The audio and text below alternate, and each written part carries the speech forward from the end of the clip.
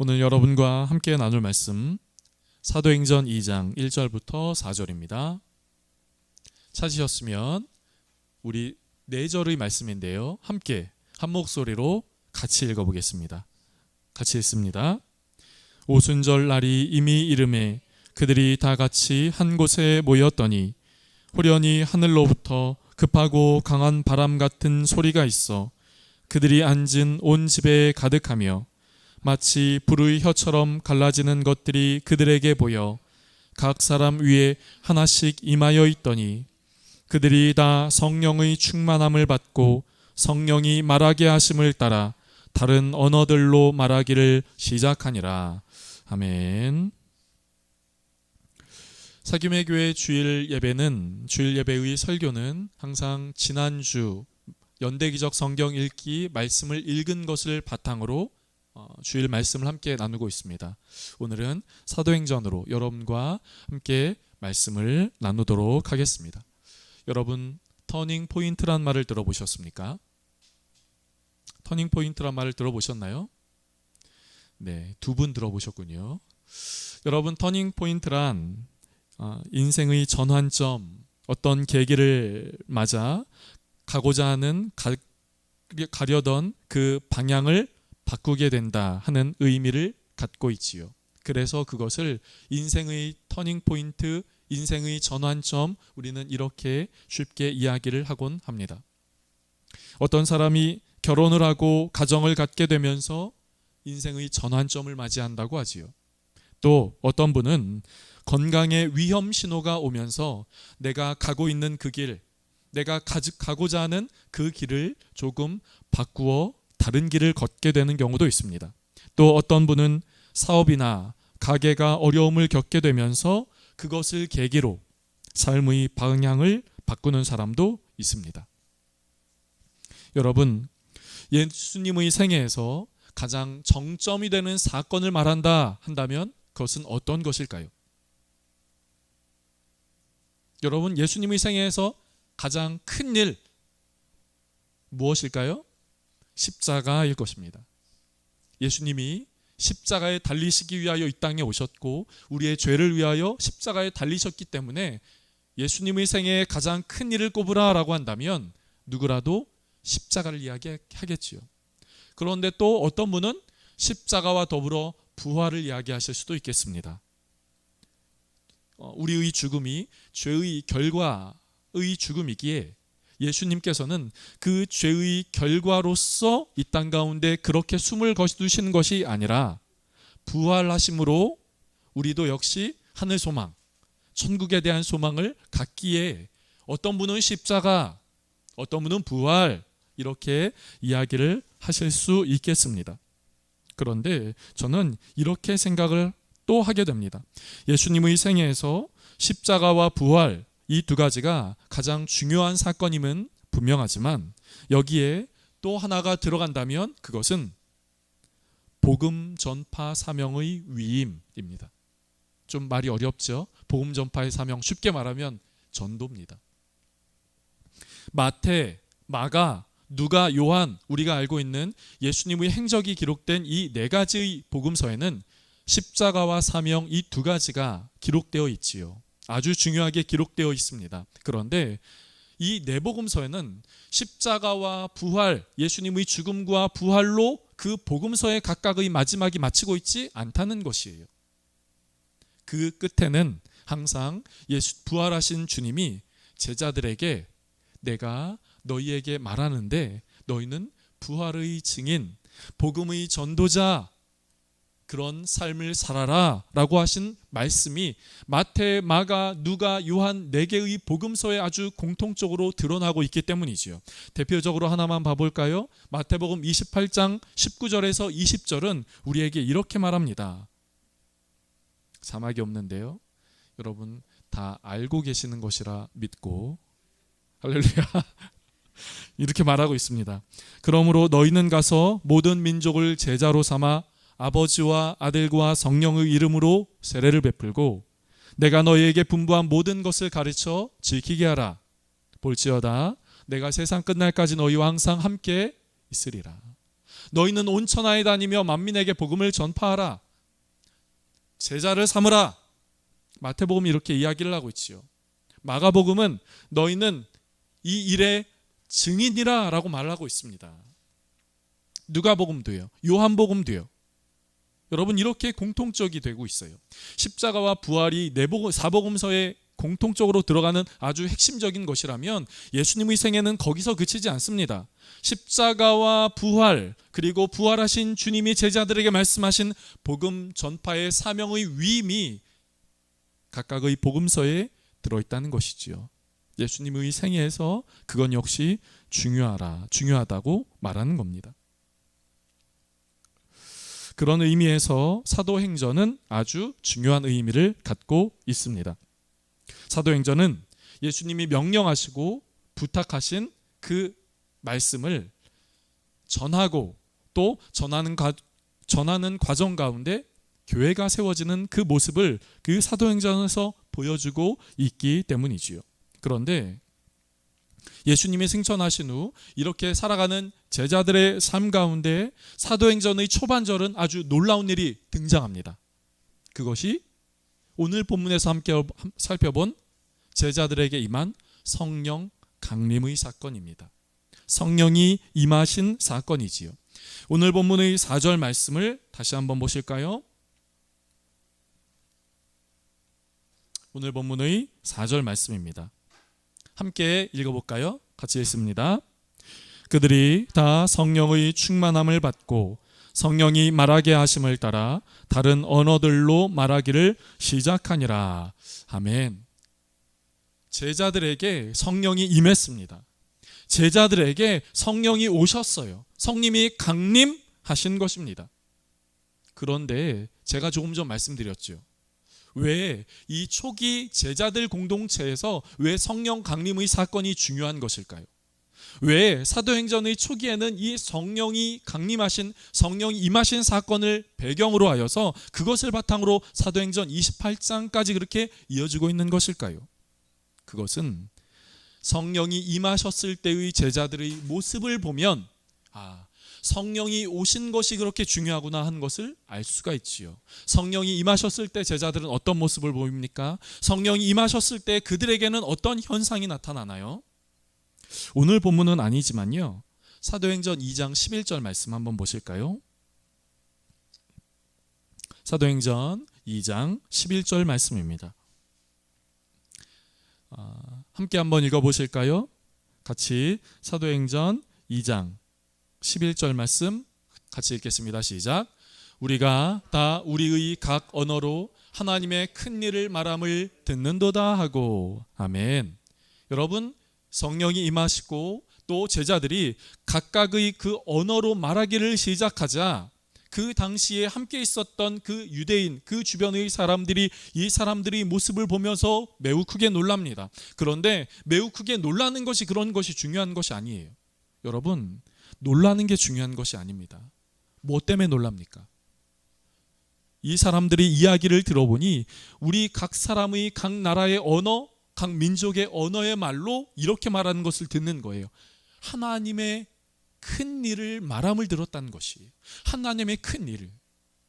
놀랐는데 이 사람들이 자신의 언어로 말하는 것도 놀라운데 이 사람들이 하나님의 큰 일을 말하기 시작했다는 것이죠. 성령이 임하신 그 제자들의 공동체의 특징이 바로 이런 것이었습니다. 그런데 이것만이 아니었어요. 또 이 제자들이 성령이 임하시고 나서 이 제자들에게 나타난 또 다른 특징이 있다면 그것은 사도행전 2장 14절의 말씀입니다. 사도행전 2장 14절의 말씀 같이 한번 읽어보실까요? 같이 읽겠습니다. 베드로가 11 사도와 함께 서서 소리를 높여 이르되 유대인들과 예루살렘에 사는 모든 사람들아, 이 일을 너희로 알게 할 것이니 내 말에 귀를 기울이라.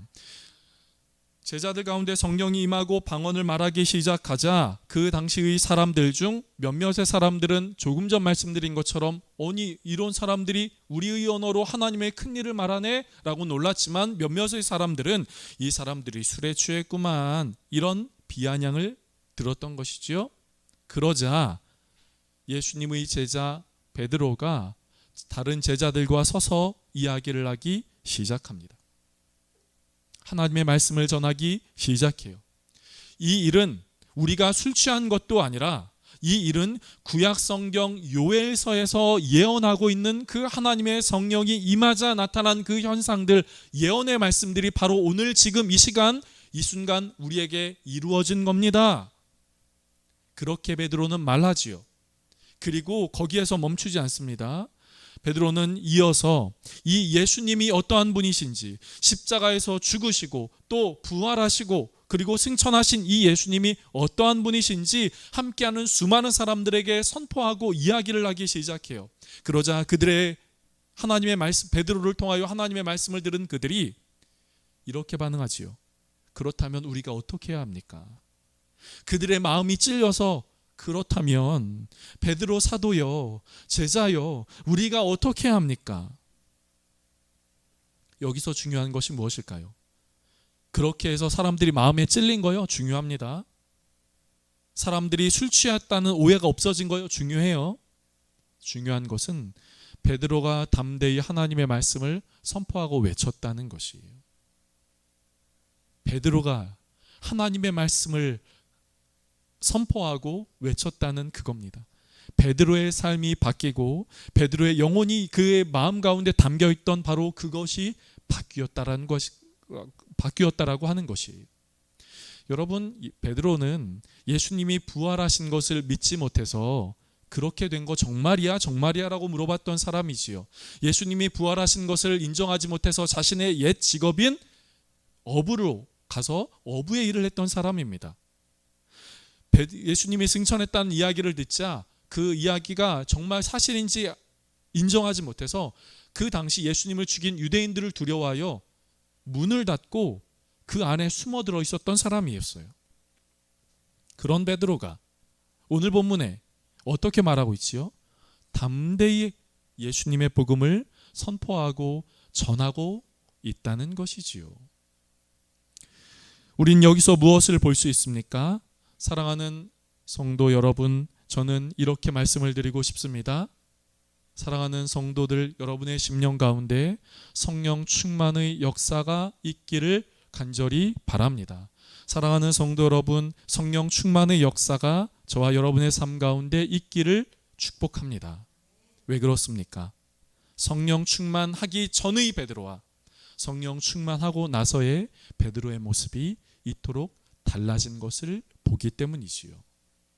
성령 강림이 초대교회에 나타난 아주 제자들의 터닝 포인트였다면 베드로에게도 역시 성령 강림의 사건은 그의 인생, 제자로서의 살아가는, 사도로서 살아가는 인생의 터닝 포인트 같이 되었다고 말하는 것이지요. 사랑하는 성도 여러분, 신앙생활 잘하고 계십니까? 갑자기 땅을 보시고 갑자기 입술이 실룩실룩 하시면서 잘하고 있다고 말해야 되나 못하고 있다고 말해야 되나. 때로는 여러분 그런 일들이 있지 않습니까?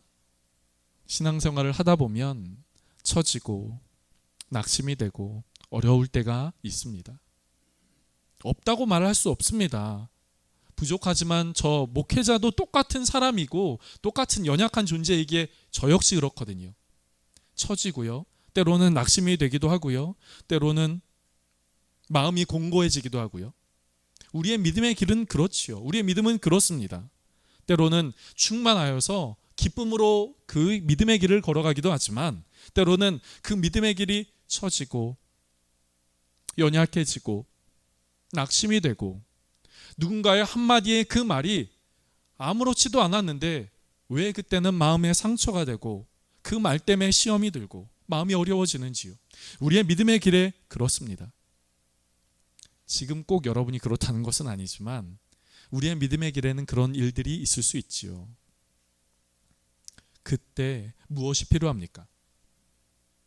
잘 먹고 많은 것을 보고 잘 쉬고 네, 필요합니다. 우리는 정서를 가진 인간이기에 필요합니다. 잘 먹고 좋은 것 먹고 영양가 있는 것 먹고 때로는 여행도 다니고 좋은 것을 보면서 바람 쐬는 것, 정서를 가진 인간이기에 필요해요. 그런데 그리스도인으로서 믿음의 길을 걸어갈 때 때로는 연약함이 드러나고 때로는 부족함이 드러나고 때로는 연약해질 때 무엇이 필요합니까?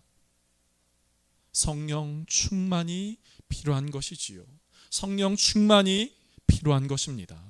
그렇기에 다시 한번 여러분에게 이렇게 말씀을 드리고 싶습니다.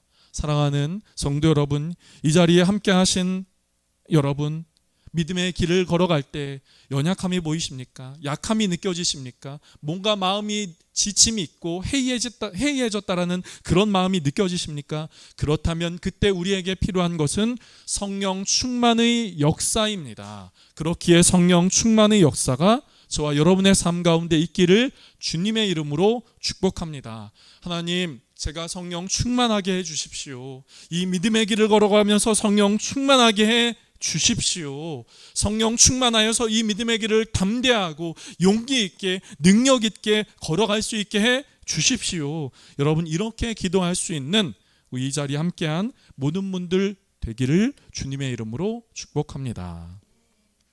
오늘은 교회의 달력에서 보면요, 교회 개혁, 종교 개혁 주일입니다. 종교 개혁이란 우리가 잘 알지요. 독일의 마틴 루터가 그 당시 부패하고 썩어져 가고 있었던 천주교회에서 이것은 아닙니다, 이것은 안 됩니다 라고 하면서 95개조의 반박문을 썼면서 일어난 종교의 개혁의 운동이지요. 1517년에 일어났던 운동입니다. 그리고 이 종교개혁 일을 맞이하여서 매년마다 10월의 마지막째 주일은 교회의 달력에서 종교개혁 주일로 지킵니다. 그렇다면 여러분, 개혁이라는 것은 무엇일까요? 개혁이라고 하는 것은 영어 단어 여러 가지 중에 그 중에 하나가 리폼이라는 단어를 쓰거든요. 리폼이라는 것은 쉽게 말하면 우리가 수선한다 이런 의미를 갖고 있습니다. 여러분, 우리의 옷을 리폼한다, 가방을 리폼한다, 여러분 이렇게 하지요. 수선한다는 겁니다. 종교개혁주의란 교회가 그동안 걸어가고 있었던 그 길을 수정하는 겁니다. 수선하는 거예요.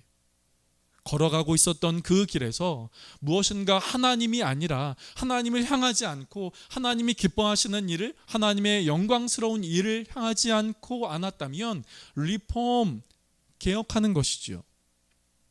그래서 그 길을 돌이키는 겁니다. 그렇다면 여러분, 우리의 삶에서도 바로 이런 리폼이 있고 오늘날 이 땅의 교회가 또 리폼, 개혁해야 되는 것이죠. 신학교 때부터 제가 들었던 여러 가지 말 중에 저의 마음에 많이 간직하고 있는 말이 있습니다. 그것은 개혁된 교회는 개혁되어야 된다, 이런 말이에요. 개혁교회는 개혁되어야 된다. 이 말이 무슨 의미일까? 신학생 때 많은 고민을 하던 그런 때가 있었습니다. 그런데 이것은 이것이에요. 리폼 처치, 개혁 교회는 매일마다 개혁을 추구하면서 살아야 한다. 정치적으로, 경제적으로 이런 의미가 아닙니다. 개혁된 내 마음을 새롭게 매일마다 새롭게 하나님을 향하여 가고 있습니까? 우리 이 땅의 교회가 주님을 향하여 가고 있습니까? 하나님이 기뻐하시는 길, 하나님의 영광스러운 일을 향하여 가고 있습니까? 규모와 상관없습니다. 저희 교회가 작기 때문에 이런 말씀을 드리는 것이 아닙니다. 여러분, 이 땅의 교회는 크든 작든 넓든 좁든 그것과 상관없습니다. 모두가 다 주님이 머리이신, 주님이 주인이신 교회이기 때문입니다. 중요한 것은 그 교회가 주님을 향하고 있느냐 향하고 있지 않느냐는 것이에요. 그 교회가 주님의 영광스러운 일을 향하여 나아가고 있느냐 그렇지 않느냐 하는 것이지요. 그렇다면 여러분, 오늘 이렇게 말씀을 드리고 싶습니다. 저와 여러분이 매일마다 우리의 마음이 새로워져서, 충만하여져서 우리의 마음이 새로워져서 주님을 향하여 갈 수 있기를 간절하게 바랍니다. 또 이 땅의 교회가 주님 매일마다 새로워져서 걸어가고 있는 그 길에서 안타깝지만 이 땅 가운데서 보이고 있는 교회의 여러 가지 문제 앞에 그것이 아닙니다. 그것은 아닙니다. 그것은 단절해야 합니다. 그것은 거부하고 거절해야 합니다. 하면서 우리의 교회의 주인이시고 믿음의 주인이신 주님을 향하여 그렇게 걸어갈 수 있는 이 땅의 교회가 되도록 여러분의 개인 기도 시간에 또 생각나시면 함께 기도해 주시면 참 좋겠습니다. 그렇게 할 때 우리의 믿음의 길도 또 이 땅에 세워진 주님이 기뻐하시는 그 교회도 하나님의 뜻하심대로 나아갈 수 있을 것입니다. 전 여러분에게 이렇게 오늘 말씀을 정리하겠습니다. 사랑하는 성도 여러분, 성령 충만의 역사가 있기를 축복합니다. 그리고 성령 충만의 역사가 있기를 사모하는 저와 여러분 되기를 원합니다. 그래서 우리의 신앙, 우리의 믿음의 길이 때로는 지치고 때로는 낙심이 돼도 다시 한번 일어서고 때로는 죄의 유혹 가운데 흔들릴지라도 다시 한번 주님을 향하여 그렇게 나아가는 저와 여러분 우리 모두가 될 수 있기를 주님의 이름으로 축복합니다. 기도하겠습니다. 하나님, 주님이 십자가에 달리시고 부활하시고 주님은 부활하시고 제자들에게 복음의 증인되는 삶을 살라고 명령하시고 부탁하신 것을 우리는 복음서의 말씀을 통하여 알고 있음을 봅니다. 그런데 제자들이 그렇게 믿음의 길을 살아가고 제자로서의 삶을 살아갈 수 있도록 하기 위해서는 그들의 삶 가운데 성령 충만의 역사가 있었던 것을 보게 됩니다. 주님, 우리로 이 땅에서 믿음의 길을 살아가도록 허락하신 주님, 우리가 이 땅에서 믿음의 길을 살아갈 때에 성령 충만하게 하여 주시옵소서. 연약함도 있고 부족함도 있고 때로는 휘청거릴 때도 있음을 보게 됩니다. 주님, 그때 우리가 성령 충만하게 하옵소서 기도하며 성령 충만을 입고 그렇게 나아가는 우리 모두가 될 수 있게 하여 주시옵소서. 그래서 이 땅 가운데 믿음의 길을 충만하게 능력 있게 강건하게 걸어갈 수 있게 하여 주옵소서. 더불어 우리 교회도 우리 사김의 교회도 때마다 시마다 성령 충만하여서 주님이 기뻐하시는 그 길에서 이탈하지 않고 그 길을 잘 걸어갈 수 있게 하여 주시고 이 땅의 많은 교회들, 수많은 교회들, 주님이 세우신 교회들도 주님이 기뻐하시는 그 길을 잘 걸어갈 수 있게 하여 주시옵소서. 그래서 우리도 이 땅의 교회도 이 믿음의 길을 잘 걸어가 이 믿음의 길 끝에서 우리 주님을 만나는 영광스러운 일들이 있게 하여 주시옵소서.